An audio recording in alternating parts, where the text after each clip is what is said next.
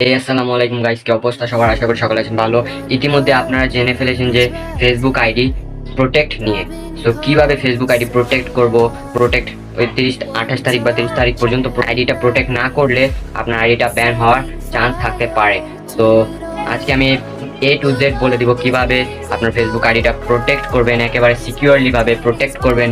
So আর দিন না করে চলুন সরকার জগতের video with wasting any more time, let's begin baby. তো আইডিটা ভেরিফাই করবার জন্য বা আপনার আইডিটা প্রোটেক্ট করার জন্য সর্বপ্রথম ফেসবুকে চলে যাবেন। ফেসবুকে আসার পর আপনার প্রোফাইলে ক্লিক করবেন। এখানে ক্লিক করার পর সেটিং অ্যান্ড প্রাইভেসি একটা দেখতে পাচ্ছেন, এটাতে ক্লিক করে দেবেন। তারপর সেটিংস যাওয়ার পর এখানে দেখতে পাবেন পাসওয়ার্ড অ্যান্ড সিকিউরিটি, এখানে ক্লিক করে দিবেন। দেন আপনারা চলে যাবেন check your important security settings, এখানে ক্লিক করে দিবেন। তারপরে এখানে একেবারে নিচে এসে এই তৃতীয় অপশনটা সিলেক্ট করে নেবেন। তারপরে গেট স্টার্টেড, তারপরে আপনারা একটু নিচে টেক্সট মেসেজ SMS এটাতে ক্লিক করে দেবেন। দেন এখানে আপনার নাম্বারটা দিয়ে দিবেন, যে নাম্বারে কোড যাবে।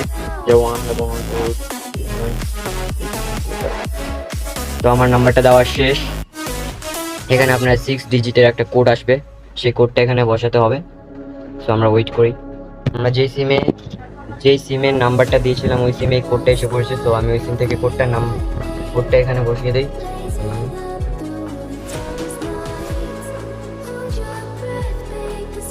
তো কোড বসানো শেষ, তারপরে কন্টিনিউতে ক্লিক করে দেবেন।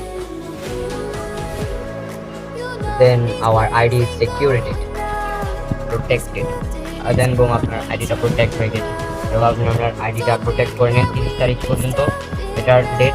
30 তারিখের পর আপনি যদি 30 তারিখের মধ্যে যদি আপনার আইডিটা প্রোটেক্ট না করেন তাহলে ব্যান হওয়ার চান্স অনেকটাই বেশি। তো আপনি সবাই আইডিটা প্রোটেক্ট করে নেবেন। Thank you. Guys, if you enjoy this video, so like, comment, share and subscribe. দেখা হবে পরবর্তী কোনো নতুন ভিডিওতে। ততক্ষণের জন্য গুড বাই, আল্লাহ হাফেজ।